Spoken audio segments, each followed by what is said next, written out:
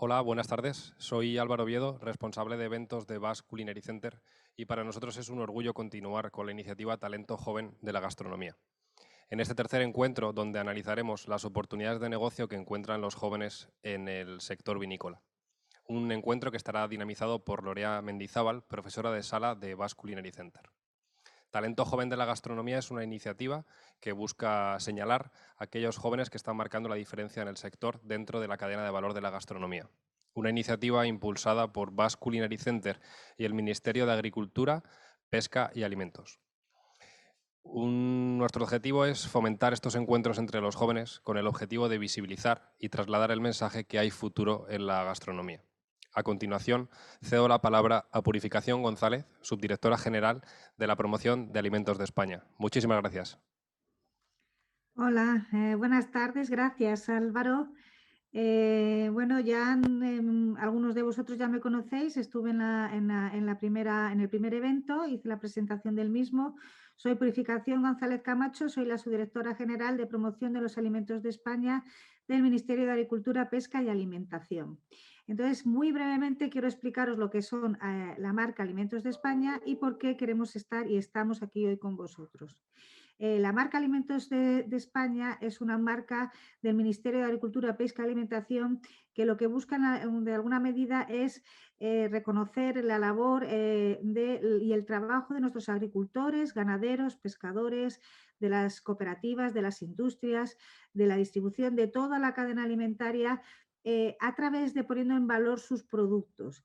Lógicamente, los productos que llegan a nuestras casas y a toda la restauración y, por supuesto, la gastronomía es el punto álgido donde se le da mucho más valor a todos estos productos, con el fin de arrancar, de tirar toda la cadena alimentaria y valorizar el sector económico de la producción. Entonces, ¿por qué queremos estar aquí y estamos aquí? Consideramos que el Basque Culinary Center es un centro donde realmente está muy alineado con todas nuestras inquietudes, donde se hable de educación gastronómica, donde se hable de innovación, donde se hable de tecnología, donde se hable de creatividad y donde se hable de futuro. Ahí queremos estar y estamos. Queremos que todos y cada uno de vosotros os sintáis acompañados por Alimentos de España. Aquí hay muchísimo talento joven, muchísimo talento que va en breve va a despuntar como grandes figuras de la gastronomía, y queremos que el día de mañana, cuando ya seáis muy reconocidos, verdaderamente os hayáis sentado acompañados por Alimentos de España. Por mi parte, respecto a lo de si existe hueco para el talento joven en el mundo vinícola, indudablemente existe y existe mucho. Yo ya soy más mayor que todos vosotros, y los vinos de ahora no tenían absolutamente nada que ver con los vinos de cuando yo era joven. Imaginaros con el desarrollo que ha habido, el desarrollo tecnológico y el desarrollo, sobre todo, muy importante, de la creatividad vuestra. Lógicamente hay hueco y mucho para el talento joven. Nosotros estamos muy convencidos de que para el mundo de la gastronomía hay futuro, el futuro es vuestro y os queremos acompañaros y que os sintáis acompañados por Alimentos de España. Por mi parte, nada más, desearos muchísima suerte y actividad en este evento. Y nada, me despido y doy paso al spot de la campaña que tenemos actualmente de El país más rico del mundo, donde se ve que es una explosión para dar valor a todos nuestros productos y a todos aquellos que lo hacen posible y hacen esa magia posible en la gastronomía. Así que por mi parte ya, nada más, y buenas tardes a todos y gracias. Cuando llegué a Washington por primera vez, me preguntaron de dónde venía. Y yo les dije que del país más rico del mundo.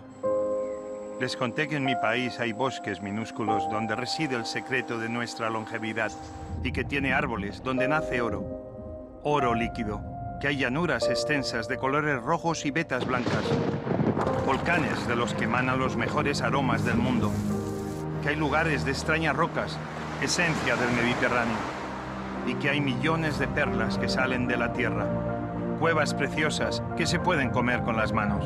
Les dije que los bancos más importantes, los más ricos, están en el mar y que en ellos hay criaturas marinas que son riquísimas. Les conté todo eso y desde ese día Nadie dudó que venía del país más rico del mundo. Alimentos de España, el país más rico del mundo. Vale, pues buenas tardes a todos. Gracias Álvaro, gracias Purificación y gracias Alimentos de España por contar con el Basque Culinary Center para ser parte de esta iniciativa. Antes de nada me presento, mi nombre es Lorea Mendizábal, profesora de Servicio y Atención al Cliente aquí en el Basque Culinary Center. Y bueno, hoy me ha tocado dinamizar este pequeño diálogo que durará unos 45 o 50 minutos aproximadamente, en el que vamos a contar con 5 ponentes con los que iremos interactuando y comentando distintos aspectos relacionados con el sector vitivinícola. Os voy a presentar lo primero de todo a los ponentes. En este caso os voy a ir dando paso para que vosotros mismos contéis un poquito cuáles son vuestros proyectos y quiénes sois. Si queréis, pues empezamos con Roc. Roc Gramona es responsable técnico de la Academia de Poda y de I+D de Gramona. Roc, cuando quieras, si quieres, empezamos contigo. Hola, ¿qué tal a todos? Bueno, muchas gracias por invitarme. Y nada, sí, soy enólogo de formación, ¿no? Y en parte, pues la poda me ha ayudado a poder ser un apasionado, ¿no? También del viñedo, que generalmente los enólogos no tenemos esa vinculación con la viña y únicamente nos focalizamos en la parte productiva. Y sí, formo parte de esa generación, de esa familia de elaboradores de vino espumoso en Penedès, pero también hemos arrancado un proyecto personal con mi primo y estamos arrancando cosas interesantes que van a salir a futuro, o sea que me falta tiempo. Qué bien, muchas gracias. En segundo lugar tenemos a Joseba Lasa, que junto a su hermano pertenece a la sidrería Isastegui. Al igual que Roc, pues cuéntanos un poquito, ¿no? ¿Cuál es tu proyecto y quiénes sois? Bueno, Arratsaldeon. Bueno, como bien has dicho, bueno, entre mi hermano y yo, y bueno, con la ayuda omnipresente de nuestro padre, pues bueno, dirigimos la sidrería Isastegui en Tolosa. Y bueno, nada, es una empresa familiar y bueno, nosotros somos la tercera generación y bueno, dentro de sus complicaciones y virtudes de una empresa familiar, pues en eso estamos. Ya es el tercer año en que mi hermano y yo ya estamos metidos en fondo en esta empresa. Y nada, entre manos ya tenemos distintos proyectos y bueno, como a Roc, pues la falta de tiempo en el día a día, pues bueno, es un constante. Muchas gracias. Qué bien, qué bien. Y bueno, pues seguimos con Manuel Méndez, que es enólogo y responsable también de la elaboración en la empresa familiar Bodegas Gerardo Méndez. Cuéntanos un poquito. Buenas tardes. Nada, pues un poco suscribir las palabras de Joseba y Roc, ¿no? De que, bueno, pues en una empresa familiar, bueno, pues es muy importante sobre todo estar. El tiempo siempre falta porque bueno, es lo que hay, es nuestro pan de cada día. Pero eso, bueno, implica que el esfuerzo sea mayor y que las ganas también sean mayores, ¿no? Al final estamos trabajando para nosotros mismos, ¿no? Desde ese punto de vista. Así que los proyectos, bueno, pues en mi caso yo los estoy inculcando más a la empresa familiar, a la bodega, y a partir de ahí pues funcionar, ¿no? Nosotros, bueno, tanto mi padre como mi hermana, bueno, mi hermana ya hace como unos 18 años que está ya también en la empresa. Yo oficialmente entré en el 2012, así que acabé mis estudios, pero bueno, de manera oficial, extraoficialmente, pues el primer recuerdo que tengo en mi vida pues es una vendimia. Así que bueno, pues nada, ahí seguimos dándole cañita a esto. Qué bien. Y bueno, pues terminamos con Paula Menéndez y Virginia García, que en plena pandemia pues fundaron una asesoría, InWine Veritas, pues que está dirigida al mundo de la sala y del vino. Cualquiera de las dos, contarnos un poquito de qué va el proyecto y quiénes sois, de dónde venís cada una de vosotras. Hola, buenas tardes. Bueno, en primer lugar, muchas gracias también por la invitación. Bueno, yo soy Paula Menéndez, ella es Virginia García.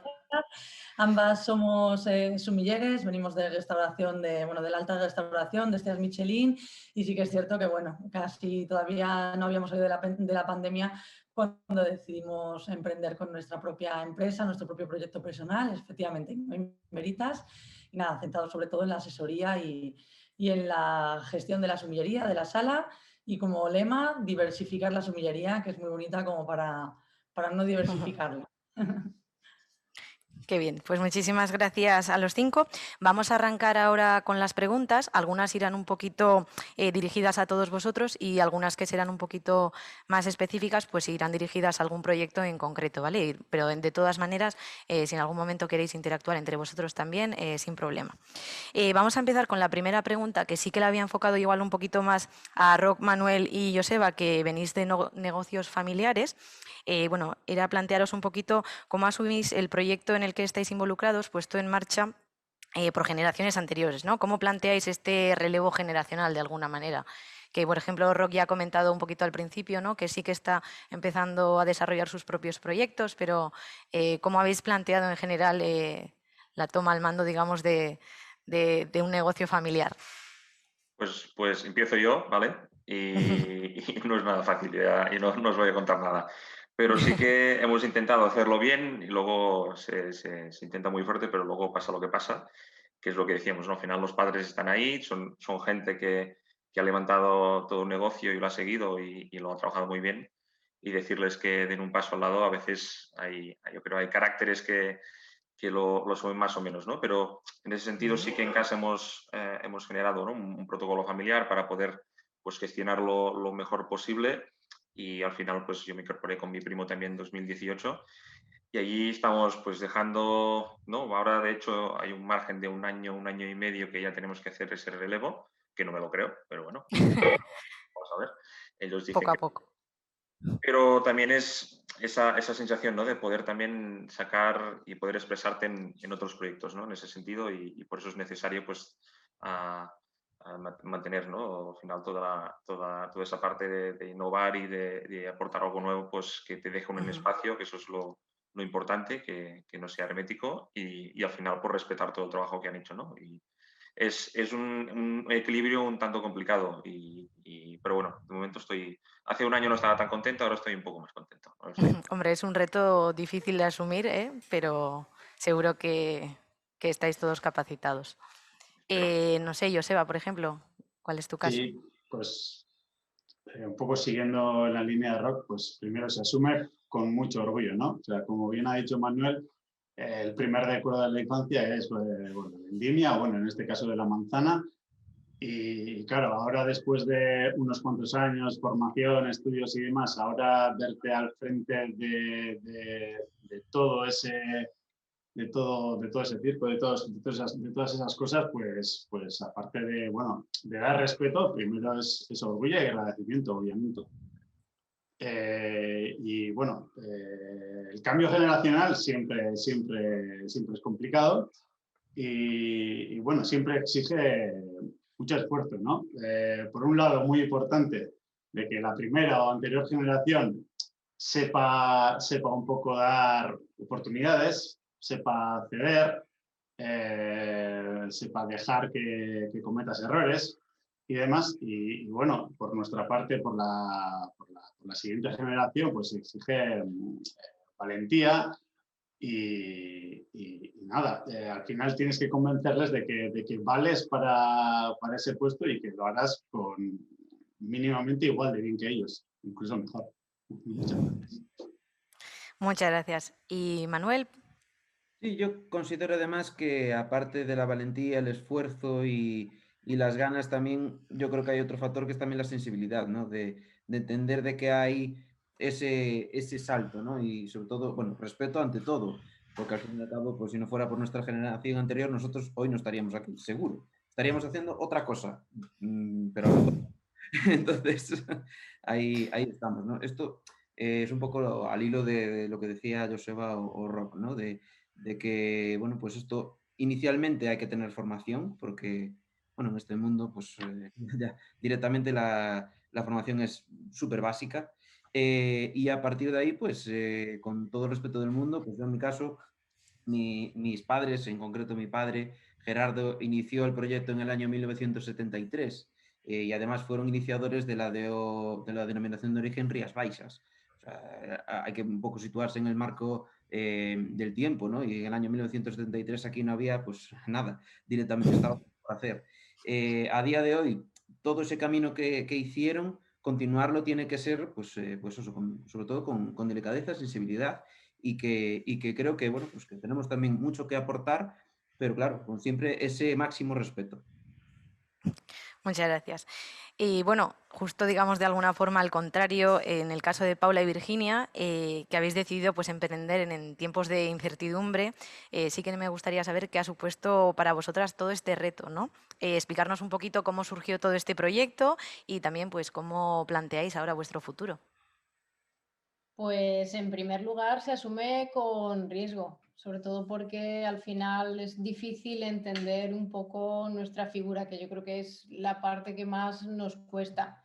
Después de riesgo, sobre todo porque hay una especie de vacío profesional, lo mismo ante nuestra figura de asesoras de vino, entre comillas, con lucha y la lucha que genera, pues pasión y ganas. Al final, cuando lo que quieres es diversificar tu profesión porque quieres viajar, quieres conocer a viticultores y a la vez quieres estudiar, pero a la vez quieres ejercer en una sala y a la vez quieres evocar el conocimiento, todo eso no se puede hacer en un mismo espacio de un mismo restaurante. ¿Cuál es la solución? Diversificar la sumillería. ¿Cómo se consigue? Con ganas, con pasión y creando esto que al final era como nuestro pequeño sueño. Pasión, confianza y ganas.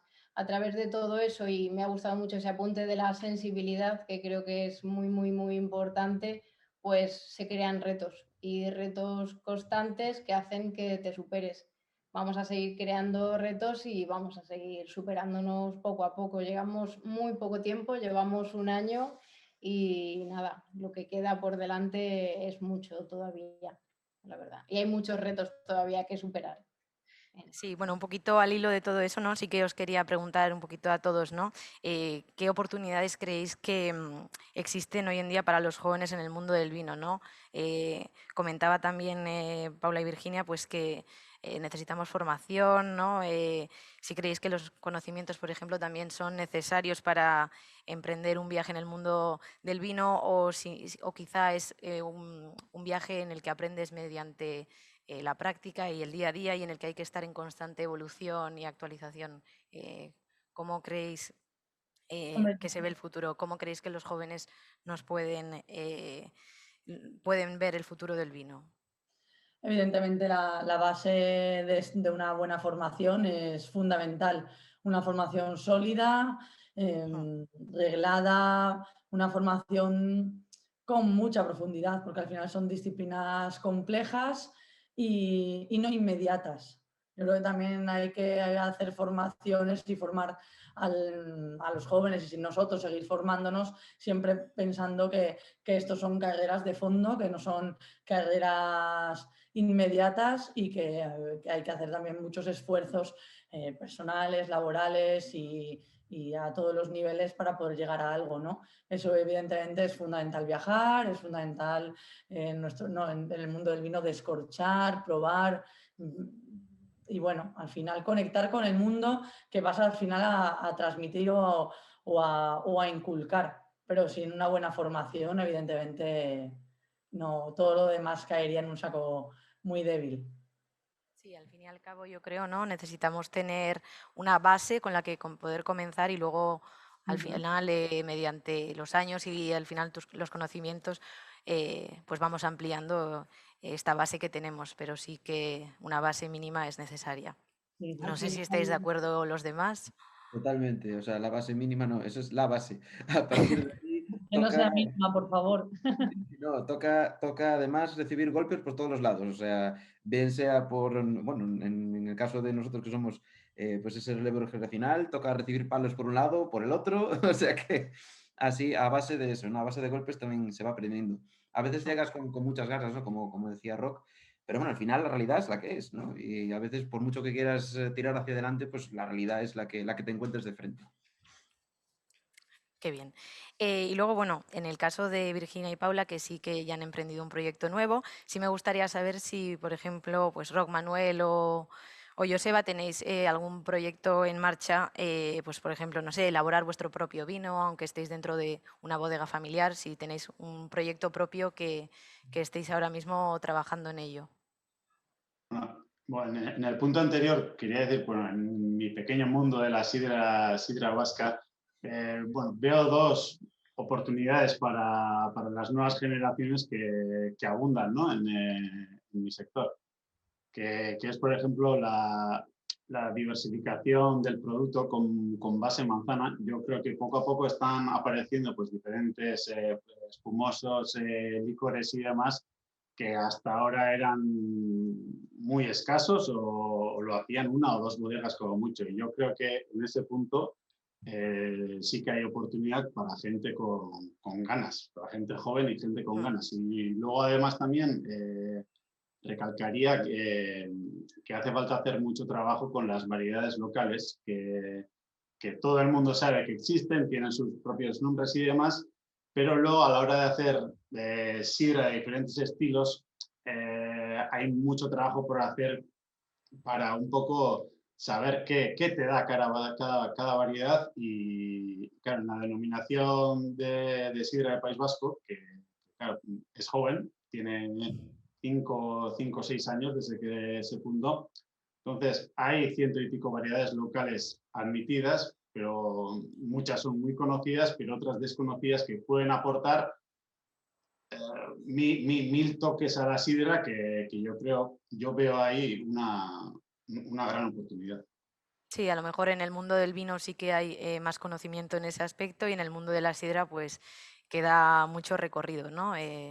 Todavía Sí, pues por dar quedan a unos cuantos conocer. años de conocimiento y de prueba y error. Pero sí que, por ejemplo, en el mundo de la restauración ahora se está poniendo muy de moda, por ejemplo, el tema de las sidras dulces, que seguro tú estás al tanto, o estas sidras espumosas un poquito más gastronómicas o productos ya más cuidados que a lo mejor hasta ahora no habían entrado tanto al mercado. No sé si, por ejemplo, Paula y Virginia, que han estado en restaurantes de alta gastronomía, han podido trabajar con algún producto parecido. Sí, como bien dices, cada vez se ve algo más en las salas de este perfil de restaurantes, de estrellas Michelin y bueno, esos sidras espumosas de no muy alta graduación que tienen ese punto de no alcohol para la gente que quiera disfrutar de una comida sin ese punto, o como bien dices, las sidras dulces, sean de hielo, por ejemplo, también dan mucho juego gastronómico y bueno, es una manera también de abrirle ese mundo de la manzana al cliente, que sin el vino todavía nos queda camino. En la manzana ya vamos, tremendo debe ser la lucha que tenéis. Sí, al final, bueno, ahora además los cocineros también están cada vez dando más valor, ¿no?, al producto y a conocer un poquito quiénes son los productores y los elaboradores pues, de los alimentos que utilizan y emplean en sus restaurantes. Y bueno, no sé si creéis que en el mundo del vino pues deberíamos a lo mejor de seguir, bueno, del mundo del vino y de la sidra, siempre dejo un poquito la sidra, pero el mundo de la sidra sí debemos de seguir un poquito por el mismo camino. No sé si creéis que es importante, por ejemplo, que exista una relación directa entre sumilleres y bodegas, por ejemplo. Debería 100%. ser de obligado cumplimiento, ¿no?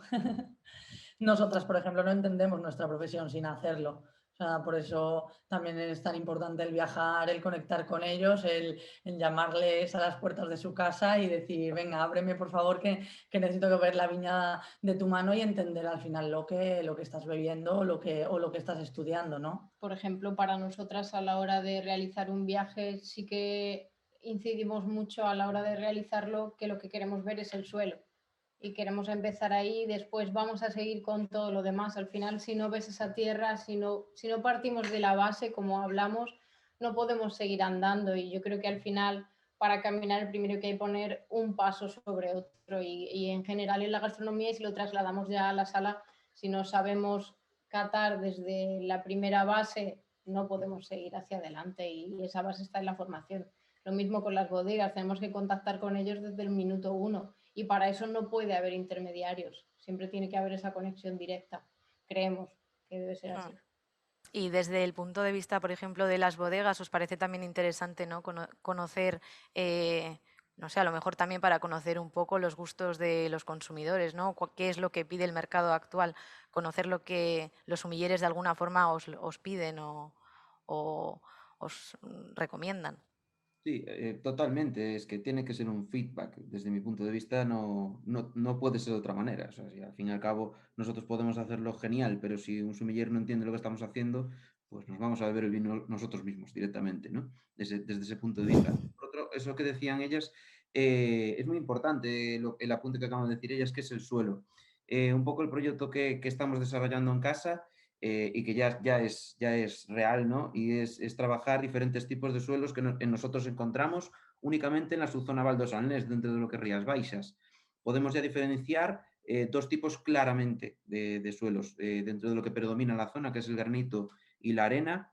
Por ejemplo, nuestro Albariño do Ferreiro Adina es una veta que existe de pizarra oxidada, es gneiss oxidado realmente, que son 2000 y pico kilómetros de largo por 2,5 kilómetros de ancho. Además, aquí se cumple otra casuística, que es el minifundio. En nuestras fincas, nosotros a día de hoy trabajamos 165 parcelas en 22 kilómetros a la redonda de nuestra casa bodega. O sea, eso además, bueno, y cabe destacar que solo es una única variedad, que es el albariño. Entonces, claro, cuando nos ponemos en esa tesitura de poner el microscopio tan grande, ¿no?, en una zona tan pequeña y ver una amalgama tan grande de diferentes tipos de suelos, pues yo creo que es la esencia de cómo entender una zona. Principalmente es saber qué estamos trabajando. Aparte de una variedad, es dónde está plantada, qué influencia, en nuestro caso, qué influencia tiene el mar sobre estas fincas, altitudes y exposiciones. Y a partir de ahí, pues hacer, pues, por ejemplo, Adina, que es un suelo de pizarra oxidada, Lourido, granito meteorizado, o mismamente, bueno, pues nuestro Cepas Bellas, que es el viñedo de casa, que es una finca, bueno, que antiguamente era una cantera de granito, o sea, que es granítico puro y duro, ¿no? De ahí ver esa diferencia y que nosotros la entendamos también y saber explicarla, pues es un todo directamente. Ujú. Y, por ejemplo, Roc, ¿tú qué opinas al respecto? ¿Crees que es importante esta relación? Siempre ha sido importante, lo único que siempre sí tenemos esa responsabilidad, pero nos ha costado mucho. O sea, aún hay muchos enólogos de antiguas generaciones que les cuesta llegar a una relación con un sommelier, les cuesta entender y llegar a una relación con ellos. Y ya imagínate, pues llegar al consumidor final. Nos cuesta especialmente a los enólogos comunicarnos con al final, la gente que nos ayuda a vender el vino, ¿no? En ese sentido. Y espero que esta generación que somos un poco más globales y más abiertas, pues lo pongamos a hacer mejor, no por ser una generación mejor o peor, sino por la idea de globalidad que tengamos.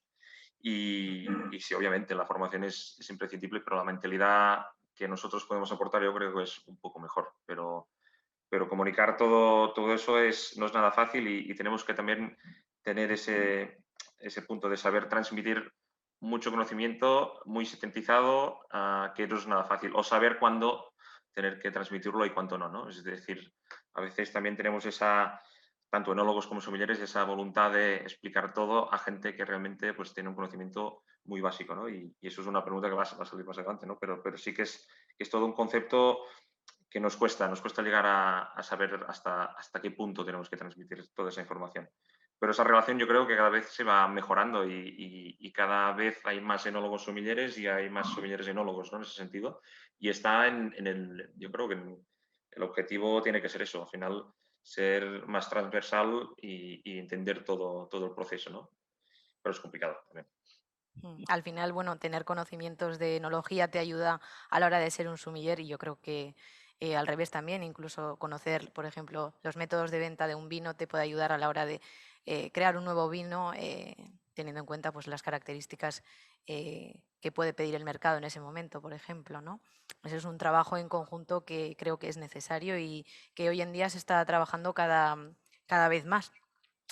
Luego, ¿qué más os quería preguntar? Hablando un poquito de las tendencias que están surgiendo ahora en el mercado, no sé si hay algunas que hayáis identificado en los últimos tiempos, este año, por ejemplo, de pandemia, que en verdad se ha consumido muchísimo vino. No sé si habéis visto, por ejemplo, en las bodegas que se haya vendido más algún tipo de vino o que hayáis tenido más demanda de algún estilo de vino en concreto. Por ejemplo, pues Joseba, en tu caso, por ejemplo, en el mundo de la sidra, no sé si has podido ver algún cambio últimamente. Bueno, la verdad en esta época de pandemia yo creo que la gente se ha fijado más un poco en lo que tiene cerca suyo, ¿no? yo he visto en esta época de pandemia clientes que no había visto, o sea, visitar la casa en mi vida, y eran gente de Tolosa, que iba a 5 minutos del pueblo, y la misma gente, pues bueno, que si no se podía salir del pueblo y demás, pues cogían la bici y bueno, hacían una clase de turismo a las bodegas y demás, que bueno, yo veía con mucho interés. Y bueno, yo creo, en mi caso, he visto que se ha seguido consumiendo, o sea, se ha consumido sidra, pero bueno, pues como todo, ¿no? En casa. ¿Y el resto? Bueno, hay la tendencia, que antes lo hablábamos con Manuel, el tema del vino natural, ¿no? ¿Cómo lo afrontamos eso? Pero bueno, también es verdad que una de las preguntas que hemos hecho antes, ¿no? Al final la gente también está buscando, como dice Joseba, pues productos de mayor proximidad y de círculo cerrado, ¿no? O de una misma persona que pueda llegar a ser el viticultor y el elaborador y la persona que lo venda. Y en ese sentido, sí que en la parte y vuelvo un poco atrás, en la parte de oportunidades, no soy tan optimista en ese sentido. Realmente la gente, sobre todo a nivel de viticultura, según en qué región y algún elaborador, pues lo tiene complicado. Y esa tendencia que estamos comentando ahora, ya sea los vinos naturales, tiene una cierta cercanía en ese sentido, pero sí al final el consumidor está buscando gente auténtica, gente joven que empieza y que hace todas las tareas, ¿no? En ese sentido, o sea, que es una gran ayuda, pero que está empezando hace muy recientemente, ¿no? En ese sentido, y que creo que tenemos que potenciar más. Aquí hay iniciativas en Penedès, pues de viveros de bodegas, ¿no? De selleristas que hacemos aquí, y ayudas a viticultores, ¿no? No son viticultores, pero creo que aún son insuficientes, pero esa tendencia que yo creo que se ha hecho evidente durante el confinamiento está ayudando, ¿no? En ese sentido. Muy Yo bien. creo Y Perdón, no sé si vas a contar. Nada, yo creo habla, que habla. en este confinamiento yo creo que vive en casa más que nunca. Vamos, y yo el primero, va, ya casi. Pero yo, además, lo que sí notamos, bueno, sí, notamos, es un poco aparte de que la gente, bueno, pues inevitablemente estás en casa, no podíamos salir y, oye, pues al final, pues caen botellas de vino.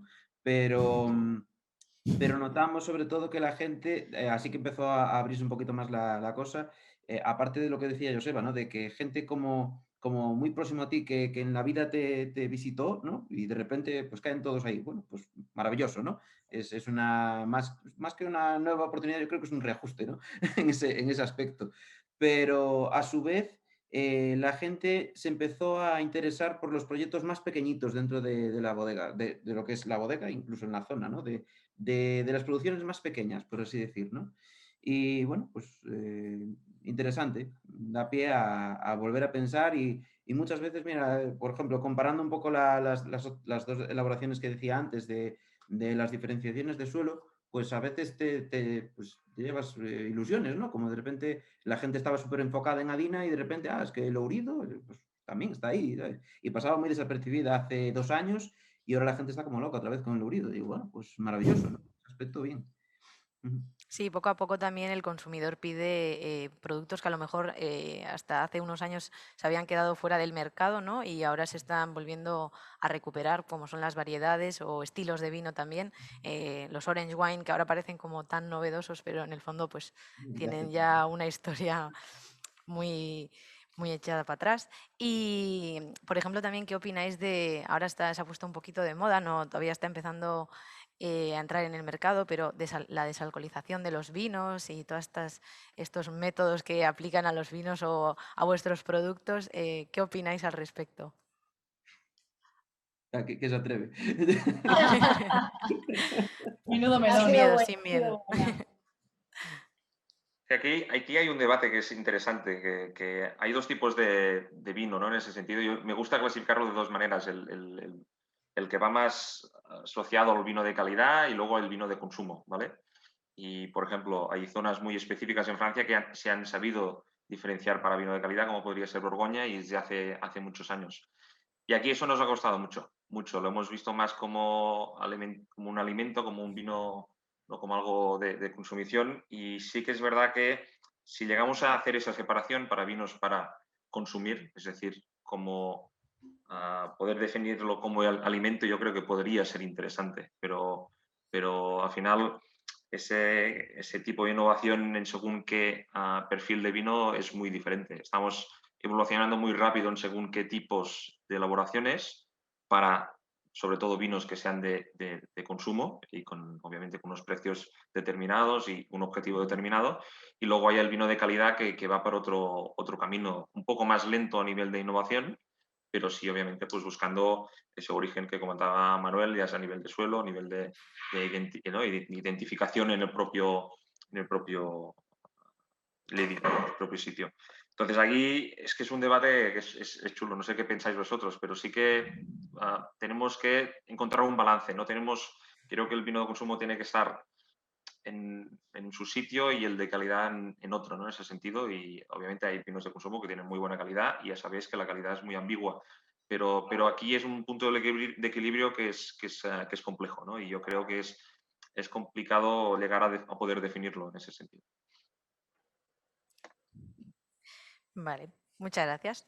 Y bueno, pues como otra pregunta que tenía por aquí apuntada era, pues ¿cómo creéis que podemos al final divulgar todos estos conocimientos que tenemos de la cultura del vino y, bueno, llegar al consumidor para al fin y al cabo aumentar el consumo, ¿no? del vino? ¿Qué herramientas podemos tener para llegar al consumidor? Por ejemplo, esto igual va más dirigido a Paula y Virginia, que trabajáis un poquito más en este mundo. Yo creo que es muy importante cómo se comunica. El hecho de una comunicación sencilla, directa, no alejar al posible consumidor con lenguajes que lo alejen o hacerles pensar que tienen que tener un máster para poder consumir una botella de vino, ¿no? Yo creo que al final también hay un dilema que llevamos arrastrando años, ¿no? ¿Por qué en la cerveza no tengo que conocer la elaboración y me siento libre de pedir una cerveza por el hecho mismo de disfrutarla, de ese sabor que nos da? Y porque en el vino parece ser que solo tengo que tener un conocimiento amplio y específico para poder disfrutar del vino. Yo creo que eso ha sido un error desde dentro que ahora tenemos que solventar. Yo creo que ha sido un error de marketing total, tanto parte de los sommeliers, de los prescriptores, de los elaboradores, que a veces no tampoco han sabido comunicar o hacernoslo fácil, sobre todo para el consumidor, porque nosotros en restaurantes de Estrella Michelin lo tenemos algo más sencillo, ¿no? La gente va más abierta y deja que le cuentes algo, pero en un consumidor más inmediato de otro perfil de establecimientos es un tema complejo. Yo creo que tenemos que hacerlo todo un poquito más sencillo, ese tema de la comunicación y hacérselo agradable sin sentirse ellos mal por no haber estudiado algo que no debería, o sea, simplemente les va a producir placer, que es lo que tiene que producir, ¿no? El comer o el beber. Al final yo creo que somos analistas de información, recibimos una información por parte del viticultor y un conocimiento y nosotros lo tenemos que transmitir, entonces debemos elegir de qué forma lo tenemos que transmitir o de qué forma tenemos que hacer ese discurso según el tipo de cliente que tengamos. Yo creo que la parte más fácil es que tenemos que ser buenos oradores según el tipo de cliente que tengamos. Hay un cliente que te va a pedir un discurso largo porque va a querer saber, como hablábamos con Manuel, dónde estamos, en qué suelo estamos, a cuántos metros del mar y en qué altitudes, porque es muy bonito, pero también hay clientes que van a llegar y no van a querer saberlo. Las dos cosas son lícitas y son perfectas, pero nosotros debemos saber a quién qué. Y creo que al final es la parte más importante y creo que es nuestro trabajo interno más importante, que debemos dejar a un lado toda esa parte de nuestra necesidad como sumilleres de exponer nuestro conocimiento, sino de analizar qué quiere el cliente y qué cantidad de información necesita y va a querer. Creo que al final el conocimiento debemos tenerlo, que es lo más importante, y debemos saber transmitirlo a quién, qué y de qué forma. Creo que es la base. Sí, al final lo más importante es un poco adaptarte, ¿no? al tipo de cliente y leer un poco y saber bueno, hacer un poco de, no sé si psicólogos o adaptarnos un poco a lo que ellos quieren saber y qué quieren pedirnos, ¿no? En ese momento, muchas veces yo siempre digo que parece que nos van a examinar cuando vamos a elegir un vino, que nos hacen preguntas que muchas veces el consumidor no sabe responder y se siente, al final es una indecisión que tampoco, si no te saben guiar muy bien, pues al final ni siquiera lo disfrutas, ¿no? Y en verdad el vino es un momento para disfrutar, compartir, normalmente además acompañado y para pasar un buen rato y no para estar, digamos, analizando nada, a no ser que sea una cata o algo más técnico en ese aspecto. Entonces, sí que creo que es importante que, sobre todo, el trabajo de los sumilleres, ¿no?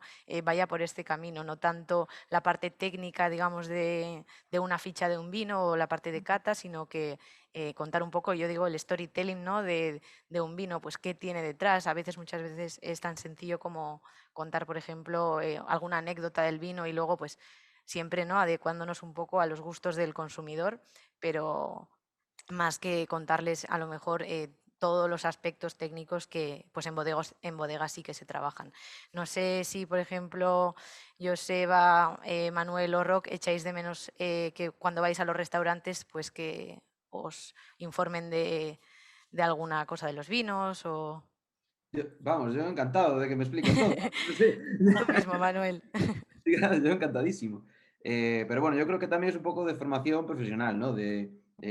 Quizá no somos nosotros los más adecuados para poder tratar este punto, porque vamos, yo ya digo, no voy a decir tengo un gran defecto, ¿no? Pero sí que me gusta mucho. Además, bueno, pues tengo muy buena relación con muchas humillerías, sobre todo en esta zona que estamos aquí.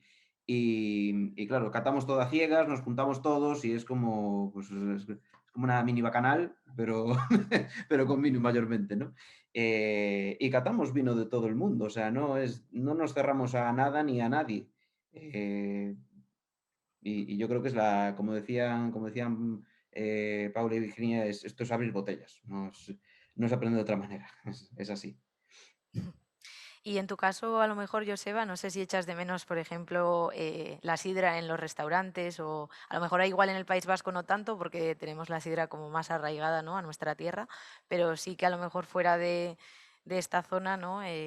Cuando sales, no sé si sueles encontrar sidra en los restaurantes o qué tipo de información te suelen dar, si hay mucha variedad. Sí, primero, antes de salir del País Vasco, yo creo que hay mucho trabajo que hacer aquí. O sea, por ejemplo, hay iniciativas, yo conozco un par donde puedes ir y catar pues, al menos 20 o 30 referencias de sidras, bueno, siendo el país de la sidra junto con Asturias, que digamos, aquí también hay muchos restaurantes donde ni siquiera aparece en la carta. Muchos, diría, no voy a decir mayoría, pero sí muchos. Y bueno, yo creo que la sidra se está poniendo de moda y todas las iniciativas actuales que veo alrededor de la sidra están siendo muy interesantes, donde pues eso, llevas muestras, pruebas con el sommelier, te da un feedback, comentas con él qué tal ha ido esa sidra, qué ha comentado el cliente. Yo creo que esas relaciones que no sé mi padre en su tiempo qué haría, pero que yo hoy en día tampoco lo hago con muchos restaurantes. O sea, y bueno, yo creo que poco a poco se está poniendo en valor, pues bueno, el trabajo que hacemos todas las sidrerías aquí y bueno, darle oportunidad al cliente que al tener menos graduación, en una buena sentada se pueden probar sidras de todos los colores y bueno, y yo creo que la gente también está poniendo en valor en eso y este tipo de sitios se están poniendo de moda y la gente agradece mucho. Sí, bueno, un poco también una de las ventajas de la sidra, como bien dices, es que bueno, la gradación alcohólica es mucho más baja que la del vino en este caso y que, mira, podemos evitar el tema de la desalcoholización cambiando las bebidas a veces, ¿no? Sin quitarle el valor al vino, ¿no? Pero sí que a veces, pues cuando no tenemos ese momento de consumo en el que pues queremos tomar algo, pero no podemos tomarnos una copa de vino, pues porque tenemos que conducir o tenemos una reunión y no queremos beber, pues una sidra puede ser una alternativa, ¿no? A la cerveza también, que muchas veces solemos utilizar, pues utilizar la sidra como alternativa al vino o a otra bebida alcohólica. Y bueno, un poquito a modo de resumen, diría yo ya, sí que quería recalcar algunos de los puntos de los que hemos estado hablando durante esta pequeña charla. Creo que es importante recalcar la importancia que tiene que haber para la comunicación, disculpar, entre los sumilleres y las bodegas y los viticultores para que, por un lado, los sumilleres sepan transmitir toda esta información a sus consumidores o a sus clientes en el mundo de la restauración sobre todo, y por otro lado también creo que es un feedback de parte de los sumilleres a las bodegas de cuáles son, por ejemplo, los hábitos o cuáles son los momentos de consumo y qué tipo de productos está pidiendo el mercado en ese momento, ¿no? Y que a lo mejor de esa manera pueden surgir, por un lado, nuevos productos en bodega de acuerdo a lo que los sumilleres de alguna forma pueden orientar a que se vayan creando, y por otro lado para que los sumilleres vean los productos que van surgiendo en bodega, bien sea porque hay nuevas técnicas o porque se han encontrado nuevos métodos de elaboración. Y bueno, y sobre todo recalcar también que todavía queda mucho por hacer en el mundo del vino y de la sidra y mucho por descubrir, y que para eso contamos con talentos como los vuestros, ¿no? Que van a ser al final los que vayan a ayudar a seguir evolucionando este sector. Antes de terminar con un poquito con todo, sí que me gustaría dar paso a la ronda de preguntas. No sé si hay alguna. Hola Lorea, sí. Pues tenemos alguna pregunta del público, no vamos a poder responder a todas, pero yo creo que podemos plantear alguna antes de que se nos acabe el tiempo. Nos pregunta uno de nuestros oyentes qué es lo que consideran la innovación en el mundo del vino, ¿no? O dónde distinguen la mayor innovación en este mundo vinícola. Pues este sería, yo creo, más para Roc o para Manuel o Joseba, cualquiera de los tres. Bueno, me toca por responsable de +D, yo creo, pero bueno. Pero sí que es verdad que yo creo que la innovación a veces no deja de ser copiar algo de mejor manera, ¿no? De manera, definirlo un poco cutre. Pero sí que creo que en nuestro segmento, en nuestra filosofía de elaborar vinos, estamos sobre todo yendo para vinos pues, que puedas elaborar con menor intervención y al final pues, con menor aditivos, ¿no? Intentar pues, trabajar a maneras de vinificar o maneras de elaborar, ya sea en viñedo como en bodega, pues trabajos que sean menos intervencionistas. Y yo creo que en el vino de calidad que antes intentaba definir, ¿no? Pues yo creo que estamos yendo para ahí, para intentar intervenir menos, ¿no? Luego hay obviamente pues, otro tipo de investigación que va más relacionada pues, a vinos ya de mayor consumo, pues buscar mayor rendimientos, desalcoholizar de una manera un poco más natural, que al final son procesos un poco complejos, ¿no? Pero sí que yo creo que la innovación hoy en día yo creo que lo podría definir de esa manera, ¿no? Intentar pues hacer lo que hacemos pero de manera más fácil de hacerlo y con menos intervención en ese sentido. Eso es lo que yo interpreto e intento aplicar en casa. Muchas gracias. ¿Alguna pregunta más, Iraitz? Sí, nos preguntan, cambiando un poco el perfil de la pregunta, ¿cómo creemos que se puede diversificar la sumillería en los restaurantes hoy en día? Este igual más para Virginia y para Paula. Bueno, en los restaurantes yo creo que al final una de las tareas pendientes siempre es la gestión, ¿no? Nos olvidamos de que es una de las partes más importantes de la sumillería, el backstage, a lo que nadie mira. pero que es lo que está debajo de esa punta del iceberg, que es estar en una sala defendiendo y trasladando toda esta comunicación, ¿no? Yo creo que tenemos que hacer hincapié en eso, tanto en los programas de formación como en nuestro interés propio como profesionales. Creo que sería un punto fuerte en lo cual se debería prestar atención. Vale, muchas gracias. ¿Alguna pregunta más, Iraitz? Vale, Lorea, pues yo creo que podemos hacer la última, aunque bueno, nos preguntan si creen nuestros panelistas que hay relevo generacional en la agricultura vinícola. Yo creo que, bueno, que respondan. Que respondan ellos. Yo creo que claramente sí.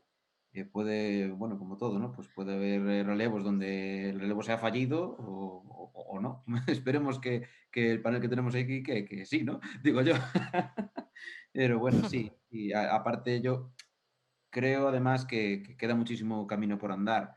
Está claro que igual, por ejemplo, pues si ponemos el ejemplo, zonas de producción, pues innovar a lo mejor pues en una zona determinada donde ya tiene muchísima tradición, o por ejemplo es Rioja, ¿no? Vamos a poner un ejemplo, pues innovar ahí pues será un poquito más difícil a lo mejor que innovar pues en cualquier otra zona de Galicia, ¿no? Donde hay mucho hecho, pero también hay mucho por hacer, ¿no? En ese aspecto, sobre todo en el punto de marketing, en lo que decían ellas, ¿no? De cómo enfocar el vocabulario a la hora de los sumilleres entenderlo. O sea que vamos, sí, hay mucho por hacer. Por suerte nos queda mucho. Sí, estoy segura de que todavía hay un largo camino por recorrer. Pues bueno, daros las gracias a los 5 por vuestra colaboración esta tarde. Antes de terminar, os vamos a poner un QR en la pantalla para que participéis y propongáis nuevos proyectos o proyectos similares relacionados un poco con los jóvenes talentos de la gastronomía, que es un proyecto abierto en el que todo el mundo puede colaborar. Os animamos a que propongáis a personas que seguro hay a vuestro alrededor proyectos muy interesantes de gente joven que quiera o pueda participar en este tipo de iniciativas. Y bueno, dar las gracias también a Alimentos de España, a todos vosotros por haber estado esta tarde aquí.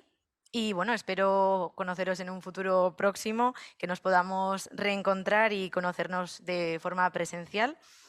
Tanto Paula, Virginia, Manuel, Joseba y Roc. Ha sido un placer. Nos veremos pronto, estoy segura. Un saludo. Hola, un saludo, muchísimas gracias. Adiós, gracias a todos.